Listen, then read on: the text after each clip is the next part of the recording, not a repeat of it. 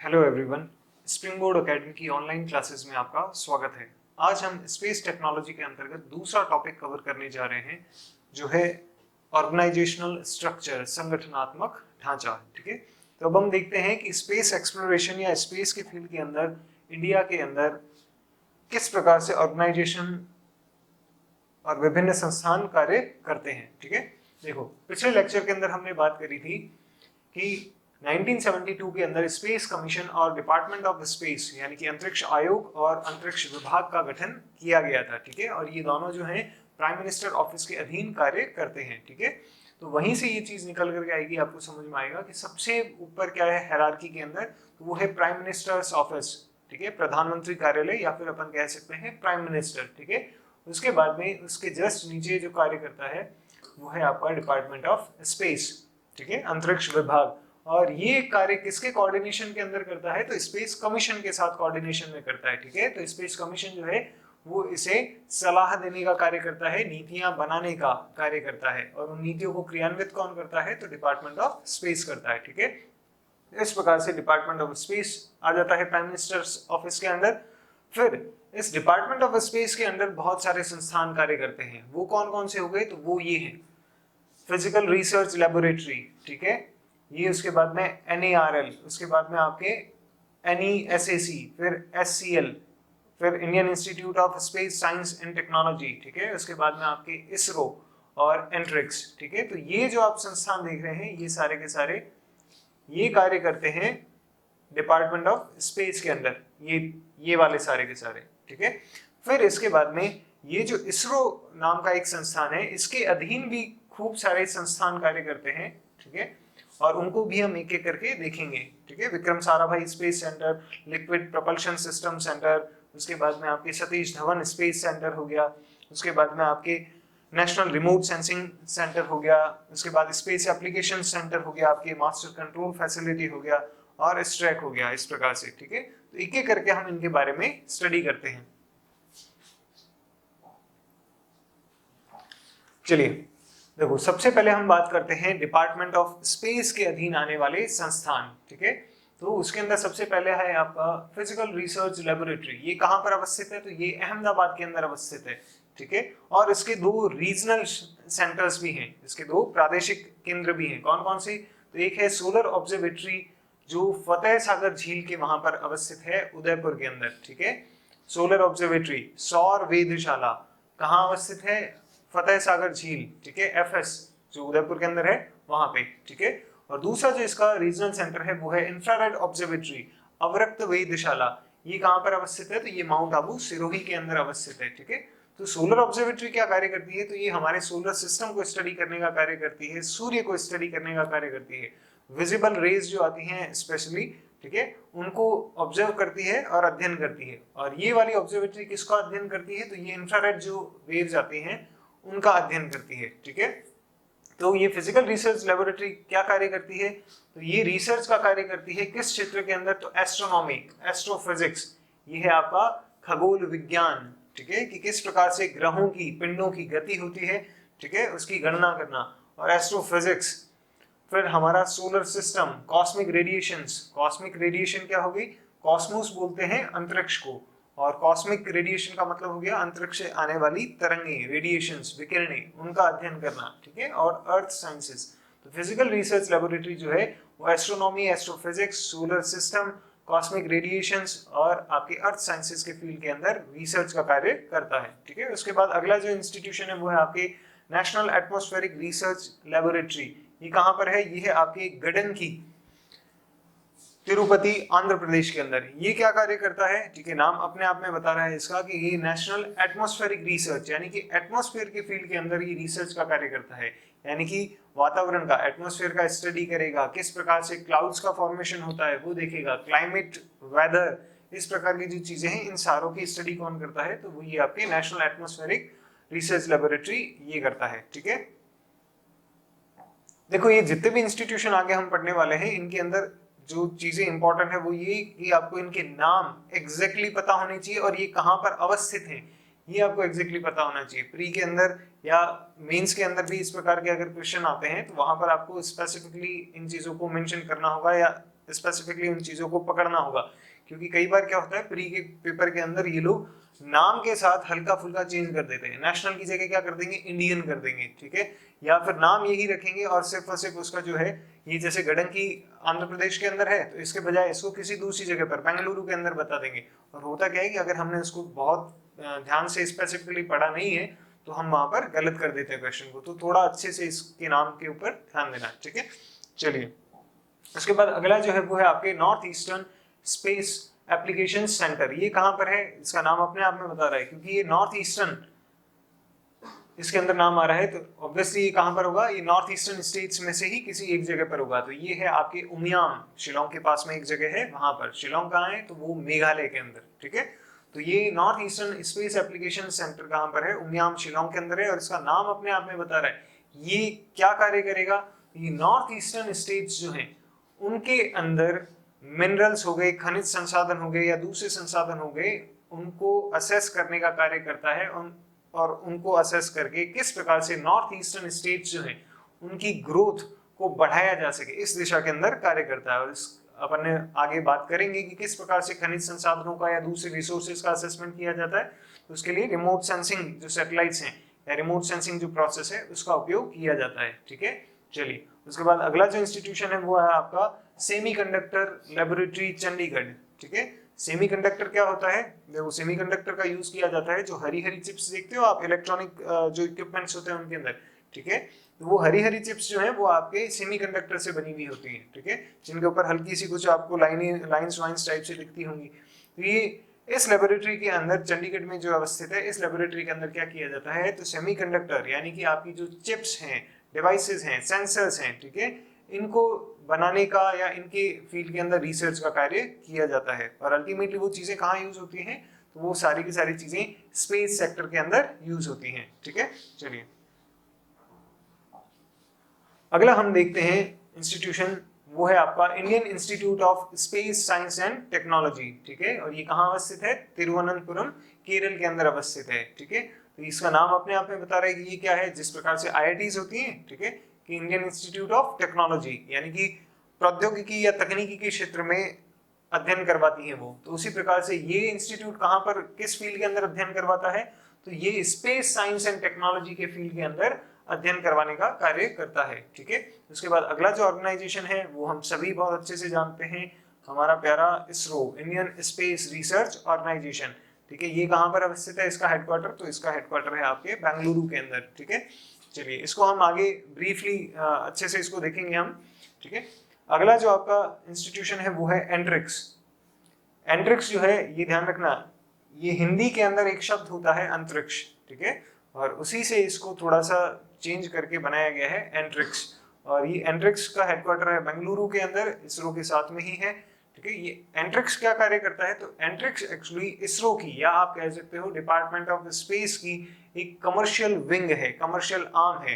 Commercial मतलब वाणिज्यिक शाखा कह सकते हो जिसे आप, ठीक है। तो ये क्या कार्य करती है, तो ये इसरो द्वारा या डिपार्टमेंट ऑफ स्पेस के अधीन जो दूसरे संस्थान आ रहे हैं उनके द्वारा जो विभिन्न चीजें डेवलप की गई हैं या नई रिसर्च की गई है, उनका किस प्रकार से कमर्शियल यूज किया जा सकता है, किस प्रकार से जो विदेशी कस्टमर्स हैं, फॉरेन बायर्स हैं या आपके विदेश फॉरेन कस्टमर्स हैं, उनके साथ में क्या डीलिंग की जाए, किस प्रकार से उसको कमर्शियलाइज किया जाए, किस प्रकार से प्रॉफिट जो है वो जनरेट किया जाए, वो सारा देखने का कार्य कौन करता है, तो वो करता है आपका एंट्रिक्स, ठीक है ना।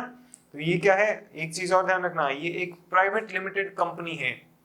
अब आप बहुतों को हम में से डाउट होगा कि प्राइवेट लिमिटेड कंपनी कैसे हो सकती है अगर ये गवर्नमेंट द्वारा स्थापित की गई है, तो इस चीज को समझो। देखो एक और इसका इससे रिलेटेड एग्जांपल है, वर्तमान समय में रेलवे की प्राइवेटाइजेशन की बात चल रही है, आप में से बहुतों ने इस चीज को नोटिस किया है या नहीं किया है, पर अब ध्यान देना इस बात के ऊपर कि रेलवे का जो प्राइवेटाइजेशन किया जा रहा है उसका मतलब ये नहीं है कि कोई प्राइवेट जो किसी व्यक्ति द्वारा ओन की जा रही है कंपनी उसको दिया गया है, ठीक है। प्राइवेटाइजेशन का मतलब ये है कि वो जो रूट है या वो जो ट्रेनें हैं वो किसको हैंडओवर की गई हैं या वो कार्य किसको हैंडओवर किया गया है, तो वो IRCTC को हैंडओवर किया गया है।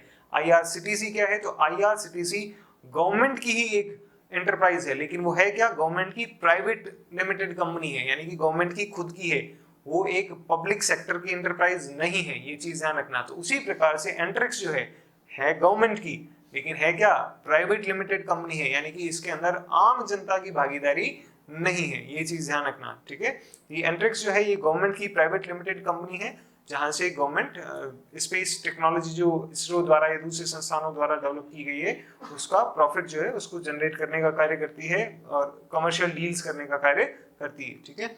अगला जो इंस्टीट्यूशन है वो है आपका न्यू स्पेस इंडिया लिमिटेड, ठीक है। इस चीज को थोड़ा सा समझना, देखो ये अभी रिसेंटली ही इसको स्थापित किया गया है न्यू स्पेस इंडिया लिमिटेड को, और ये क्या है, ये एक पब्लिक सेक्टर एंटरप्राइज है, यानी कि है गवर्नमेंट की, और साथ ही साथ में क्या है, ये पब्लिक सेक्टर की है, यानी कि इसके अंदर आम जनता या आम नागरिक जो है उनकी भी भागीदारी होगी, ठीक है, उनकी भी ओनरशिप होगी। तो ये एक पब्लिक सेक्टर की एंटरप्राइज है जो क्या कार्य कर रही है, ठीक है, ये कार्य कर रही है कमर्शियल एंगेजमेंट और कैपेसिटी बिल्डिंग का। बहुत अच्छे से इन चीजों को समझना, ये क्या कार्य कर रही है, कमर्शियल एंगेजमेंट और कैपेसिटी बिल्डिंग का। किसका, तो डोमेस्टिक इंडस्ट्रीज का, ठीक है। ये फॉरेन बायर्स जो है या फॉरेन कंज्यूमर्स जो हैं उनके साथ डील नहीं कर रही है। ये किस लिए बनाया है हमने, तो हमारी जो डोमेस्टिक इंडस्ट्री है उसको स्पेस फील्ड के अंदर या स्पेस फील्ड के दिशा के अंदर पुश दिया जा सके, इसके लिए उनके साथ क्या किया जाए, कमर्शियल एंगेजमेंट किया जाए, उनकी कैपेसिटी बिल्डिंग, क्षमता वर्धन का कार्य किया जाए, ठीक है। और ये किस प्रकार से किया जाएगा, ये किया जाएगा उनको जो सामान्य टेक्नोलॉजी है, ठीक है, वो उनको ट्रांसफर कर दी जाए ताकि वो लोग भी उस दिशा के अंदर कार्य कर सकें और उस दिशा के अंदर आगे बढ़ने को प्रेरित हों, क्योंकि स्पेस रिसर्च जो है वो एक्चुअली बहुत ही कॉस्टली है। तो अगर आप जीरो से उसके अंदर स्टार्ट करते हो, शुरुआत से अगर आप रिसर्च करने का कार्य करते हो तो बहुत ज्यादा पैसे की जरूरत होती है। वहीं पर अगर स्टार्टिंग लेवल का रिसर्च या बेसिक कुछ चीजें अगर उनको प्रोवाइड करवा दी जाए, टेक्नोलॉजी प्रोवाइड करवा दी जाए, बेसिक सपोर्ट जो है, कंसल्टेंसी जो है वो उनको अगर प्रोवाइड करवा दी जाए तो क्या होगा कि वो लोग इस दिशा के अंदर कार्य करने हेतु प्रेरित होंगे। तो ठीक है, तो इसी प्रकार से जैसे डिफेंस हो गया, स्पेस हो गया, इस फील्ड के अंदर हमारे यहाँ पे private players, specially domestic private players बहुत कम हैं, ठीक है। और गवर्नमेंट यही चाहती है कि भाई प्राइवेट प्लेयर्स जो हैं वो भी इसके अंदर आए। तो इसीलिए क्या किया जा रहा है, तो प्राइवेट प्लेयर्स को या प्राइवेट सेक्टर को पुश देने के लिए, प्रेरित करने के लिए क्या किया जाएगा, तो उनको स्पेस के फील्ड के अंदर जो सामान्य छोटी टेक्नोलॉजी है, छोटे सैटेलाइट्स को लॉन्च करने की या दूसरी कोई सामान्य टेक्नोलॉजी है वो ट्रांसफर की जाएगी, साथ ही साथ में उनको कंसल्टेंसी जो है, ठीक है, वो सर्विसेज प्रोवाइड करवाई जाएगी। तो इस प्रकार से new space India limited Antrix से थोड़ी सी डिफरेंट है, ठीक है। डिफरेंट कैसे है, तो एंट्रिक्स जो है वो कमर्शियल विंग है और वो फॉरेन कस्टमर्स जो हैं आपके, उनके साथ में डील करती है, फॉरेन बिजनेस को लेकर के आती है, ठीक है, मार्केटिंग करती है अपने कामों की और बायर्स जो हैं उनको लेकर के आती है। जबकि न्यू स्पेस इंडिया लिमिटेड जो है वो क्या कर रही है, वो डोमेस्टिक जो हमारी इंडस्ट्री है स्पेस के फील्ड की, उसको पुश करने का कार्य करेगी। और वो प्राइवेट लिमिटेड कंपनी है जबकि ये पब्लिक सेक्टर की एंटरप्राइज है। हालांकि दोनों का काम सिमिलर सा आपको लगेगा, लेकिन ये सिमिलर है नहीं, लेकिन फिर भी ये दोनों मिलकर के क्या करती हैं, ये दोनों एक दूसरे को कॉम्प्लीमेंट्री कार्य करेंगी। कॉम्प्लीमेंट्री का मतलब ये है कि ये दोनों साथ साथ में मिल करके सपोर्ट करने का कार्य करेगी। इससे क्या होगा, अल्टीमेटली इन दोनों से ही भारत का जो स्पेस फील्ड है वो और ज्यादा उन्नत होगा और ज्यादा आगे बढ़ेगा, ठीक है। चलिए, तो ये डिपार्टमेंट ऑफ स्पेस के अंदर आने वाली कुछ संस्थाएं थी जिनके बारे में हमने देखा। अब हम इसरो जो है, ठीक है, उसके बारे में हम अच्छे से बात करते हैं। देखो, इसरो जो था, इंडियन स्पेस रिसर्च ऑर्गेनाइजेशन, ये डिपार्टमेंट ऑफ स्पेस के अधीन आने वाला एक संस्थान है, ठीक है। अब इसके बारे में अगर हम बात करें तो देखो, सबसे पहले 1962 के अंदर इनको स्पार जो है उसका गठन किया गया था, अगर आपको ध्यान हो, ठीक है।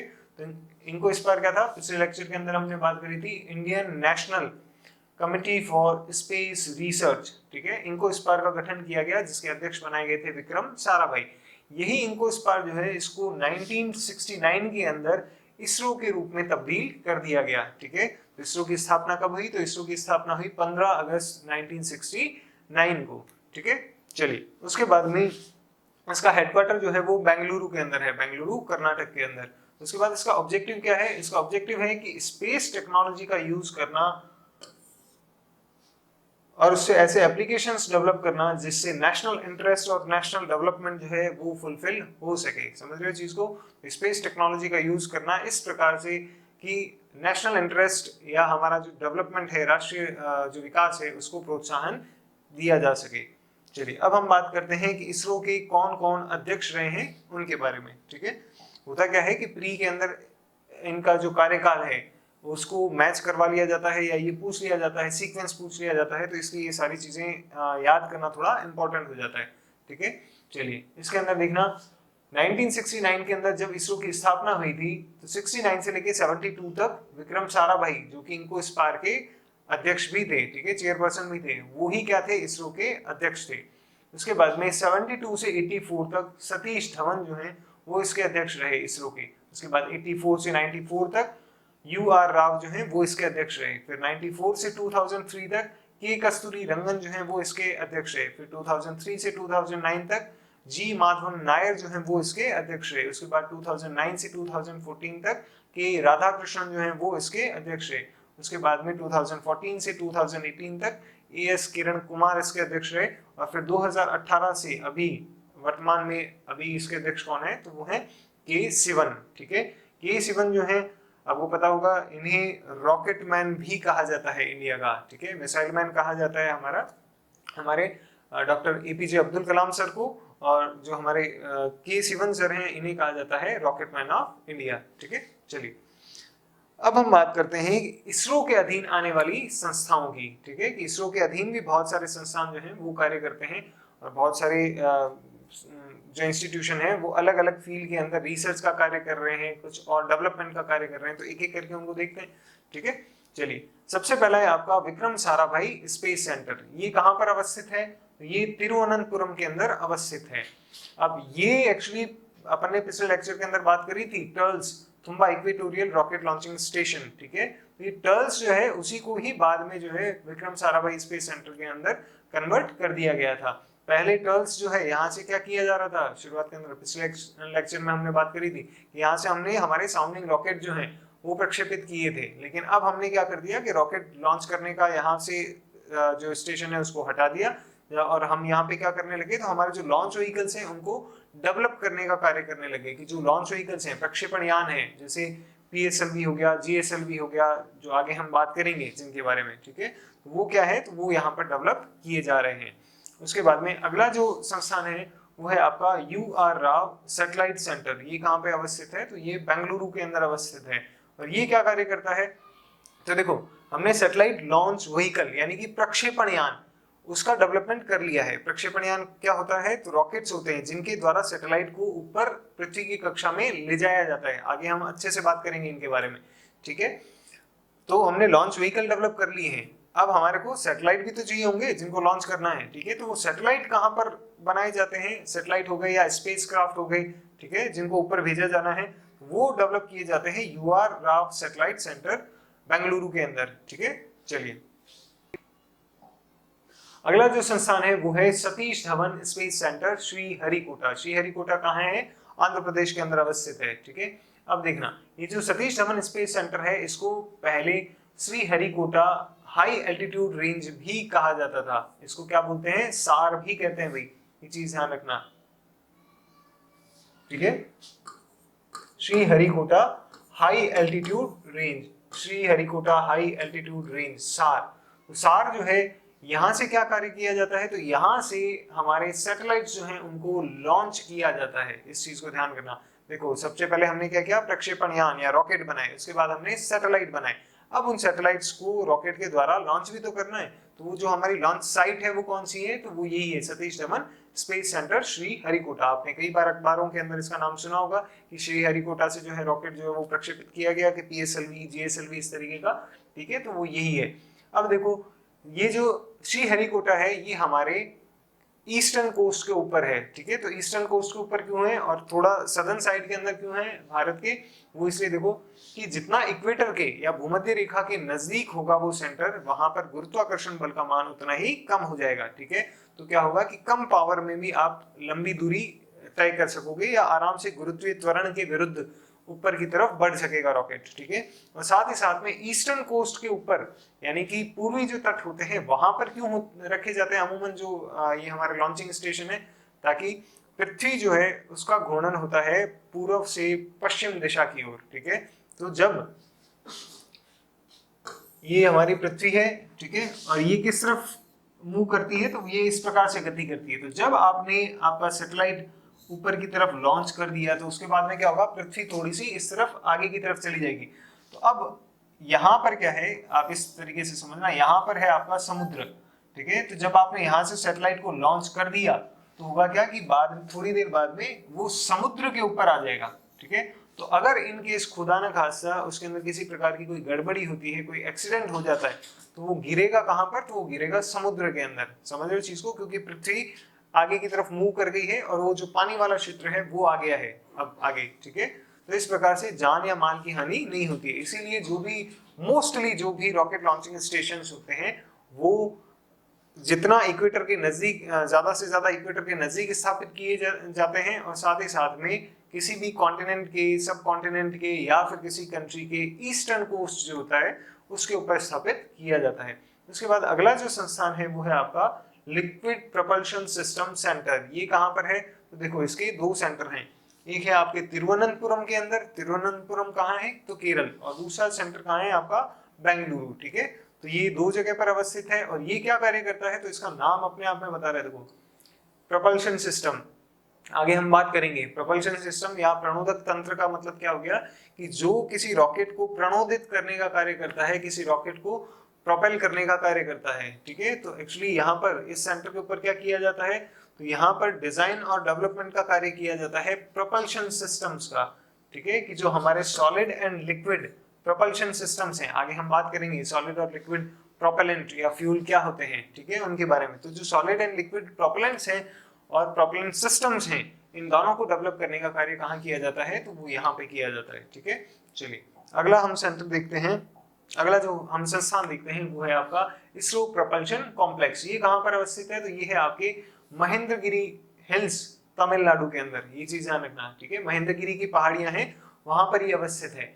ये एक्चुअली पहले लिक्विड प्रोपल्शन सिस्टम सेंटर ही था, लेकिन बाद में इसको हम आगे बात करेंगे कि 1994 के अंदर हमने एक प्रोजेक्ट स्टार्ट किया था, ठीक है, और तब हमने क्या किया कि इसको इसरो प्रोपल्शन कॉम्प्लेक्स के रूप में कन्वर्ट कर दिया। और यहाँ पे क्या किया जाता है, तो यहाँ पे जो हमारी अपर स्टेज है उसके लिक्विड स्टेज या फिर क्रायोजेनिक स्टेज स्पेशली, ठीक है, उसको डेवलप किया जाता है। ये क्रायोजेनिक स्टेज क्या है इसके बारे में हम आगे बात करेंगे, ठीक है।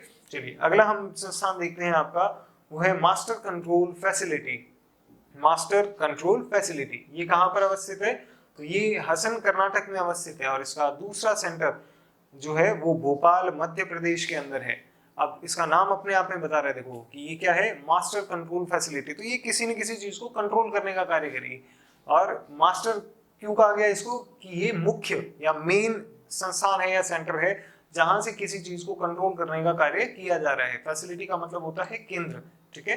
तो किसको कंट्रोल करने का कार्य किया जा रहा है, तो जो हमारे जियो स्टेशनरी ऑर्बिट या जियो सिंक्रोनस ऑर्बिट के अंदर हमने सैटेलाइट लॉन्च कर रखे हैं, जो मुख्यतः संचार उपग्रह कम्युनिकेशन सैटेलाइट्स होते हैं, ठीक है, उन्हीं को कंट्रोल कहां से किया जाता है, मास्टर कंट्रोल फैसिलिटी से किया जाता है, ठीक है। तो मास्टर कंट्रोल फैसिलिटी जो है वो जियो सिंक्रोनस या जियो स्टेशनरी ऑर्बिट के अंदर जो हमने सैटेलाइट लॉन्च किए हैं उनको कंट्रोल करने का, ट्रैक करने का कार्य करती है, ठीक है। चलिए अगला जो संस्थान है उसके बारे में हम बात करते हैं, वो है नेशनल रिमोट सेंसिंग सेंटर। ये कहाँ पर अवस्थित है, ये है आपके हैदराबाद के अंदर, ठीक है।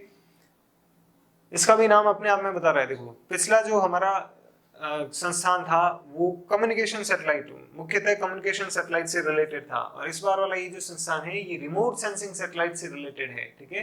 तो national remote sensing centre Hyderabad ये क्या कार्य करता है, तो ये रिमोट सेंसिंग जो सैटेलाइट है हमारे सुदूर संवेदी उपग्रह हैं उनके द्वारा जो डेटा, जो आंकड़े भेजे जाते हैं उनको कलेक्ट करने का, स्टोर करने का कार्य करता है, कि उनको इकट्ठा करना, संग्रहित करना, ये कार्य करता है। और साथ ही साथ में उसको प्रोसेस करने का कार्य करता है। प्रोसेस करना मतलब उसका प्रसंस्करण करना, कि किस प्रकार से उससे वायबल इंफॉर्मेशन जो है वो निकाली जा सके, और इस प्रकार से वो जो नॉलेज या इंफॉर्मेशन वहां से प्राप्त की जाती है उसका यूज कहाँ पर किया जाता है, तो उसका यूज किया जा सकता है आपके डिजास्टर मैनेजमेंट के अंदर, आपकी जियो स्पेशल सर्विसेज के अंदर, गवर्नेंस के अंदर, साथ ही साथ में कैपेसिटी बिल्डिंग के अंदर, ठीक है। चलिए और ये जो हमारा रिमोट सेंसिंग सेंटर है इसके 6 रीजनल सेंटर्स भी हैं। 6 रीजनल सेंटर्स कौन कौन से हैं, वो है आपके देहरादून, जोधपुर, नागपुर, बेंगलुरु, खड़गपुर और शिलोंग। ठीक है, तो ये क्या है, ये आपके नॉर्दर्न एरिया का सेंटर हो गया, ये आपका वेस्टर्न जो एरिया है उसका रीजनल सेंटर हो गया, ये आपके मध्य भारत का रीजनल सेंटर हो गया, ये आपके दक्षिणी भारत का रीजनल सेंटर हो गया, और ये आपके पूर्वी भारत का रीजनल सेंटर हो गया, और ये हमारे उत्तरी पूर्वी जो भारत है, ठीक है, नॉर्थ ईस्टर्न जो स्टेट्स हैं उस जगह का रीजनल सेंटर हो गया। समझ गए चीज को? तो इस प्रकार से ये था हमारा national remote sensing centre Hyderabad. चलिए अगले की बात करते हैं। अगला है हमारा ह्यूमन स्पेस फ्लाइट सेंटर। ये कहाँ पर अवस्थित है? बेंगलुरु, कर्नाटक के अंदर अवस्थित है। देखो ये रिसेंटली ही स्थापित किया गया है, और किस पर्पज से स्थापित किया गया है, तो हमने थोड़े समय पहले ही एक प्रोजेक्ट शुरू किया था जिसका नाम था Indian human space flight programme. ठीक है, ये प्रोग्राम शुरू किया था जिसके तहत हम हमारे अंतरिक्ष यात्रियों को अंतरिक्ष के अंदर भेजेंगे। ठीक है, और वो प्रोजेक्ट क्या कहला रहा है? वो प्रोजेक्ट कहला रहा है हमारा गगनयान प्रोजेक्ट। ठीक है, तो गगनयान के तहत जो अंतरिक्ष यात्रियों को अंतरिक्ष में भेजने का कार्य है वो जिस प्रोग्राम के तहत किया जा रहा है वो है Indian human space flight programme. और इसके लिए या इस प्रोग्राम के डेवलपमेंट के लिए एक अलग से सेंटर जो है उसकी स्थापना की गई है, और वो क्या कहलाता है? Human space flight centre Bengaluru. ठीक है, चलिए उसके बाद अगला हम देखते हैं इंडियन डीप स्पेस नेटवर्क, और इसका हेडक्वार्टर कहाँ पर है? तो ये है आपकी बेलालू, कर्नाटक के अंदर। ये क्या कार्य करता है? तो देखो इसका नाम अपने आप में बता रहा है डीप स्पेस नेटवर्क। देखो इस चीज को समझना, डीप स्पेस का मतलब ये होता है कि सुदूर अंतरिक्ष के अंदर, गहरे अंतरिक्ष के अंदर, ठीक है, वहां पे आपको नेटवर्क स्थापित करना है। वहां आपको नेटवर्क क्यों स्थापित करना पड़ेगा? वो तब जरूरत पड़ेगी आपको कि जब आप अंतरग्रहीय इंटरप्लैनेटरी मिशंस जो हैं, जो आउटर स्पेस के अंदर, दूर सुदूर अंतरिक्ष के अंदर अगर आप कोई मिशन कंडक्ट कर रहे हो, तो उनके साथ जुड़े रहने के अंदर, उनके साथ कनेक्शन बनाए रखने के लिए आपको क्या जरूरत पड़ेगी? तो एक डीप स्पेस नेटवर्क की आपको जरूरत पड़ेगी। ठीक है, तो इंडियन डीप स्पेस नेटवर्क जो है वो क्या करता है? तो हमारे जो इंटरप्लैनेटरी मिशंस हैं, ठीक है, उनके साथ हमारा कनेक्शन जो है उसको बनाए रखने के अंदर मदद करता है। और ये कैसे किया जाता है? तो इसके लिए बहुत सारे अलग अलग ग्राउंड स्टेशन जो हैं, ठीक है, उनको स्थापित किया गया है, और जिसे इस-ट्रैक कहा जाता है। ठीक है, इस-ट्रैक के माध्यम से क्या है? तो डीप स्पेस नेटवर्क जो है वो तैयार किया गया है, और उसके माध्यम से हम जो हमारे इंटरप्लैनेटरी मिशन है उनके साथ में कनेक्शन के अंदर रहते हैं। हालांकि अभी तक हमारा जो डीप स्पेस नेटवर्क है वो इतना ज्यादा एडवांस्ड और अच्छा नहीं है, इस कारण से हम नासा की सहायता लेते हैं मोस्टली डीप स्पेस मिशंस के अंदर, पर फिर भी इंडिया के लेवल पर ये है। ठीक है, तो अगली बात करते हैं हम इस-ट्रैक की। इस-ट्रैक क्या है? तो इस-ट्रैक है आपका ISRO telemetry tracking and command network. ये एक नेटवर्क है ग्राउंड स्टेशंस का, ठीक है, कि जहां से आप क्या करते हो, तो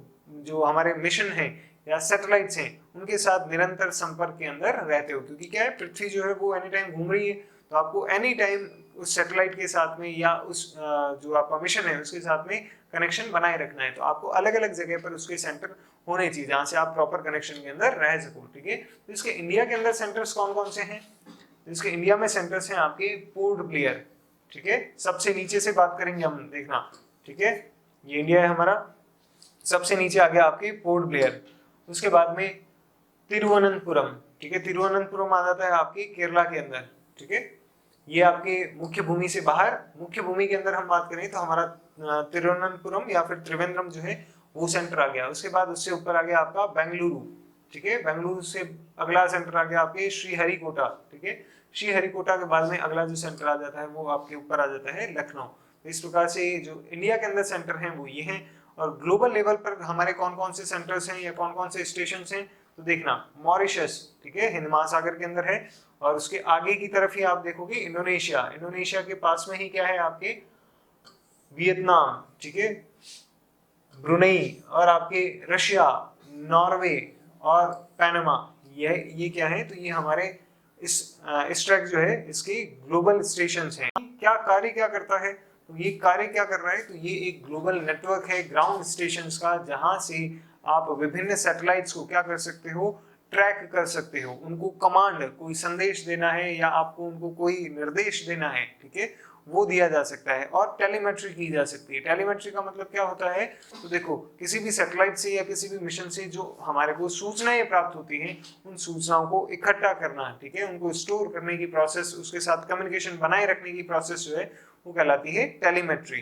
तो इस प्रकार से ये है आपके ISTRAC, store telemetry tracking and command network. चलिए अगली हम बात करते हैं, अगला जो संस्थान है वो है आपका स्पेस एप्लीकेशंस सेंटर। और ये स्पेस एप्लीकेशन सेंटर जो है ये कहाँ स्थित है, ये है आपके अहमदाबाद के अंदर। इसका नाम अपने आप में बता रहा है ये क्या कार्य करेगा, तो देखो एप्लीकेशंस, यहाँ पर विभिन्न एप्लीकेशंस जो हैं या टेक्नोलॉजीज या टेक्निक्स जो हैं उन्हें डेवलप किया जाता है, ठीक है, ताकि जो आपको स्पेस से डेटा मिला है, जो सुदूर संवेदी उपग्रहों द्वारा, रिमोट सेंसिंग सैटेलाइट से या कम्युनिकेशन सैटेलाइट से या आपकी जो डीप स्पेस के अंदर मिशन कंडक्ट किए गए, उनसे आपको जो भी सूचनाएं मिली हैं, आंकड़े मिले हैं, उनको किस प्रकार से आप यूज कर सको ताकि आपका कार्य हो सके, ठीक है। तो वो सारी की सारी एप्लीकेशंस डेवलप करना या विभिन्न टेक्नोलॉजी डेवलप करने का कार्य कहाँ किया जाता है, ये किया जाता है स्पेस एप्लीकेशंस सेंटर के अंदर। अब ये चीज हमारे को थोड़ी समझनी पड़ेगी कि ऐसी कौन सी एप्लीकेशन है जो हमारे काम आ सकती है। तो ऐसी एप्लीकेशंस जो उन आंकड़ों को यूज करके क्या कर सके, टेलीकम्युनिकेशन के अंदर आपको हेल्प कर सके, आपको रिमोट सेंसिंग के अंदर हेल्प कर सके, ठीक है, आपको नेविगेशन के अंदर हेल्प कर सके और आपको मौसम का अंदाजा लगाने के अंदर, ठीक है, उसके अंदर आपको हेल्प कर सके। तो ये इस प्रकार की जो चीजें हैं, एप्लीकेशंस हैं, टेक्निक्स हैं, वो कहाँ डेवलप की जाती हैं, वो SAC अहमदाबाद के अंदर डेवलप की जाती है। उसके बाद अगला जो इंस्टीट्यूशन है वो है हमारा Indian institute of remote sensing, Dehradun Uttarakhand के अंदर ये अवस्थित है। इसका नाम अपने आप में बता रहा है ये क्या है, तो ये एक अध्ययन का केंद्र है, किस फील्ड के अंदर, तो रिमोट सेंसिंग के अंदर, ठीक है, कि सुदूर संवेदन जो है उसके अंदर अध्ययन करवाने का कार्य कहाँ पर किया जाता है, तो वो इस संस्थान के अंदर किया जाता है। इस प्रकार से हमने पहले तो डिपार्टमेंट ऑफ स्पेस के अंदर आने वाले बहुत सारे जो संस्थान है उनके बारे में देखा, और उसके बाद में डिपार्टमेंट ऑफ स्पेस के अधीन आने वाला एक संस्थान है इसरो, जो इंडिया में स्पेस के फील्ड के अंदर रिसर्च और एक्सप्लोरेशन करने के कार्य के अंदर सबसे प्रोमिनेंट संस्थान है। उसके अधीन आने वाले कुछ संस्थान जो हैं और उनका कार्य जो है वो देखा। अब इसके अंदर ध्यान रखना, वापस मैं आपको बता रहा हूँ, इनके नाम बहुत अच्छे से याद करना और साथ ही साथ में ये कहाँ पर अवस्थित हैं ये भी अच्छे से याद करना, ठीक है। चलिए, तो इस प्रकार से स्पेस टेक्नोलॉजी जो है उसका दूसरा हमारा टॉपिक कवर होता है जो है ऑर्गेनाइजेशनल स्ट्रक्चर। अगला टॉपिक ऑर्बिट जो है वो देखेंगे हम नेक्स्ट लेक्चर के अंदर। Okay, thank you.